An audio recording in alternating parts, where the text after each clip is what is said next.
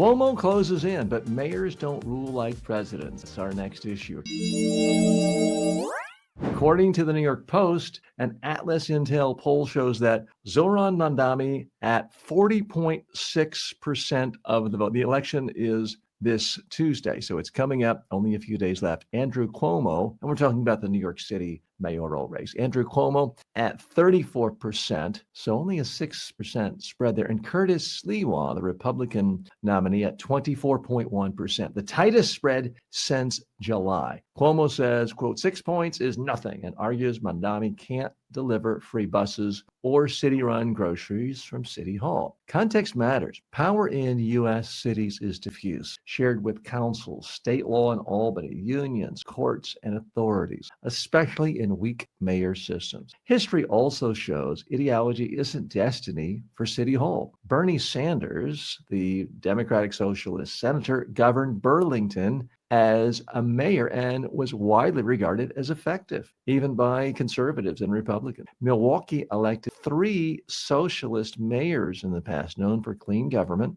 and solid services. On the right, libertarian-aligned leaders like Lily Wu in Wichita showed pragmatism can trump labels. For New York City, coalitions, budgets, and state constraints will shape outcomes far more than slogans or party labels. Okay, what's the real message here? It certainly looks like Mamdani is going to win and be the next mayor of New York City. And all the people pulling their hair out saying, oh my God, it's the end of the world. Every person making more than $50,000 a year will be forced to flee the city are wrong. And socialists saying, wow, he's going to make this city so affordable, and all the rich people are going to have to pay 90% state income tax or city income tax. They're wrong too. It's not going to be that big of a difference. Okay, let's dig a little deeper here. Now, with elections, part of what makes them exciting is you never really know what's going to happen. But certainly at this point, it appears that Mamdani is going to win because the Republican Curtis Sliwa is widely considered across the spectrum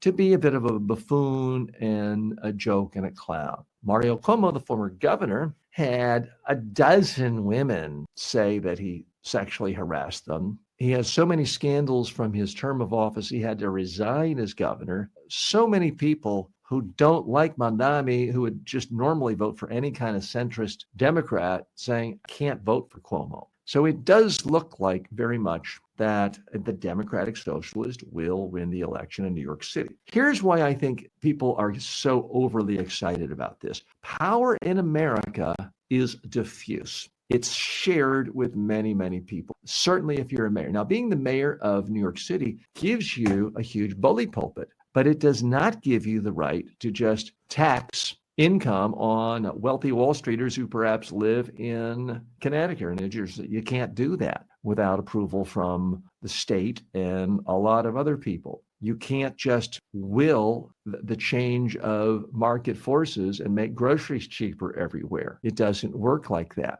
You can't even necessarily control every aspect of transportation and do something that creates billions of dollars of deficits for the transportation system, even if you wanted to. So I think a lot of this is overblown on both sides. The people who are so passionate about him thinking he's going to change things radically. I'll make some prediction. A year from now, New York City is still going to be really expensive. And if you're not making, $250,000 a year and you're living in New York City, you're going to feel poor. And now that may sound crazy to a lot of you who live a nice middle-class income on $80,000 in Cleveland or in Dubuque. And for those of you watching in India and in China, a lot of other parts of the world, it sounds insane. What do you mean? $250,000 a year and you're not going to feel rich? No, in New York City genuinely is a wildly expensive. Even if Mamdani wins and institutes rent control, he's not going to roll back the rents to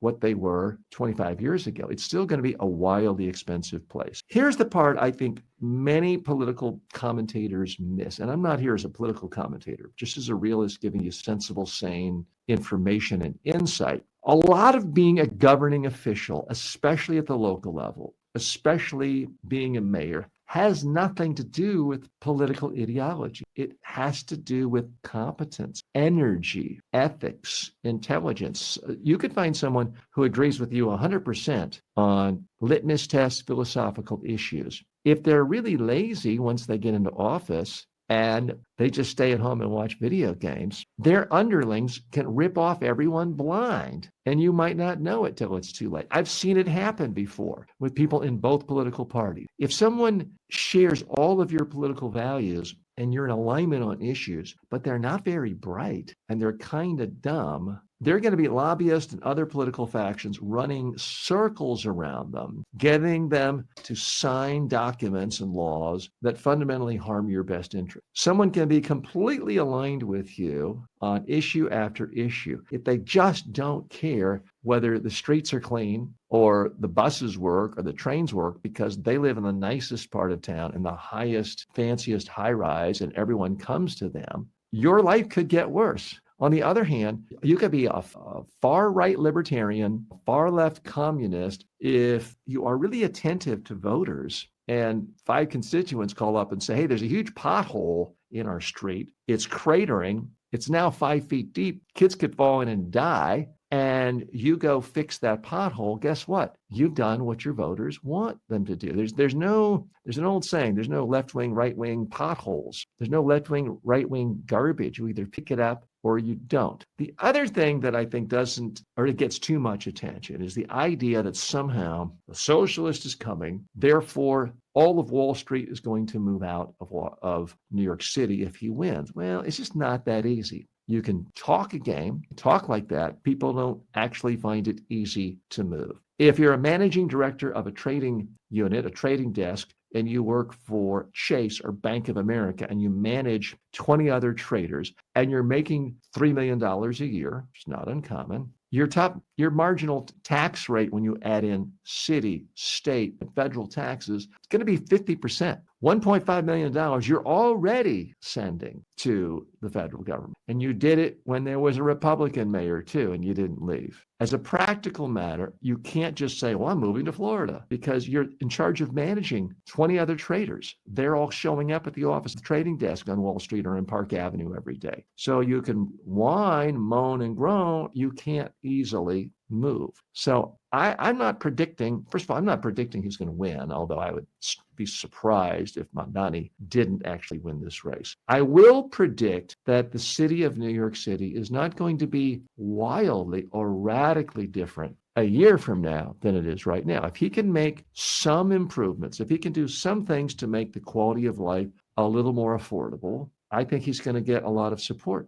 especially if crime continues to go down as it has. If the city's streets seem to be cleaned and kept clean, he's going to gain support. He's going to get some of the credit for that. If any part of the city becomes more affordable, he'll get some credit for that. So maybe he tries 20, 30 ideas of making things affordable, and most of them don't work. If only 1 or 2 of them work, and people feel like at least this guy is trying to make the city more affordable. And we still have a thriving Wall Street. We still have a thriving banking community. We still have a thriving advertising and media world. People from all over the world come here to see our Broadway shows, to hear our symphonies, to watch our operas. He's going to get rewarded. He's going to get reelected the way that socialist Bernie Sanders did as mayor of Burlington, the way various socialists got elected in other cities. And the one I mentioned to you at the beginning in the newsroom, Wichita,